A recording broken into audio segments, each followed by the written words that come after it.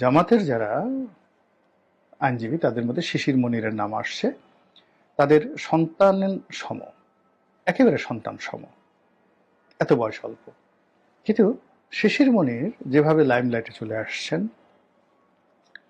এবং যেভাবে তাকে পার্টি তুলে নিয়ে আসছে, ফলে তিনি কোর্টের ভিতরে এবং কোর্টের বাইরে যেভাবে দলকে রিপ্রেজেন্ট করতে পারছেন এবং যেভাবে একটা ন্যারেটিভ তৈরি করতে পারছেন, তার সাথে 100 গুণ যোগ্যতা সম্পন্ন বিএনপির যারা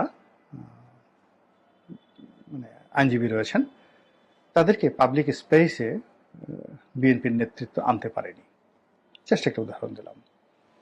কিংবা ধরুন এই মুহূর্তে তারা সবাই মিলে, জামাতের লোকজন মিলে যেভাবে তাদের আমিরকে, তাদের সাধারণ সম্পাদককে, ডক্টর আবদুল্লাহ মোহাম্মদ তাহেরকে, ডক্টর মাসুদকে, কিংবা ডক্টর হামিদুর রহমান আজাদকে তারা যেভাবে লাইমলাইটে নিয়ে আসছেন, অন্তত মোর দেন 1 ডজন।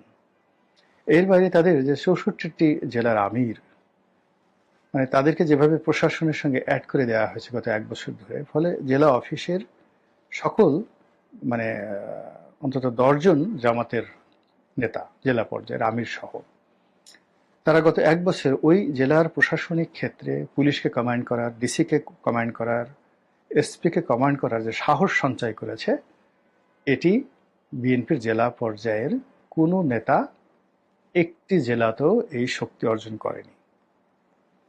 তার চেয়ে বরং তারা এখন প্রশাসনকে শত্রু ভাবা শুরু করেছে। নিজেরা মারামারি করে প্রশাসনকে টাকা পয়সা দিয়ে নিজেদের দল ভারী করার চেষ্টা করছে। ফলে এই যে একটা ফাঁদ, সেই ফাঁদের মধ্যে যেভাবে বিএনপিকে ফেলে বিএনপি সর্বনাশ করে দেওয়া হয়েছে, এবং সেই সর্বনাশের পরে ডাকসু নির্বাচন, জাকসু নির্বাচন, রাকসু নির্বাচন, চাকসু নির্বাচন, একের পর এক নির্বাচন দিয়ে যাচ্ছে এবং সেখানে বিএনপি দম ফেলানোর সুযোগ পাচ্ছেন। এবং জাকসু নির্বাচনের মাধ্যমে বিএনপি ভোট বর্জনের যে উদাহরণ তৈরি করলো, এটা যদি আগামীতে চলতে থাকে তাহলে নিশ্চিতভাবে জামাত খালি মাঠে একেবারে গোল দিয়ে, খালি মাঠে গোল দিয়ে আগামী 10 বছর চোখ বুঝে 2014 থেকে 24 পর্যন্ত শেখ হাসিনা যেভাবে ক্ষমতা চালিয়েছে ওভাবে তারা ক্ষমতা চালিয়ে যাবে। আপনি ঘোড়ার ডিম কিছুই করতে পারবেন না।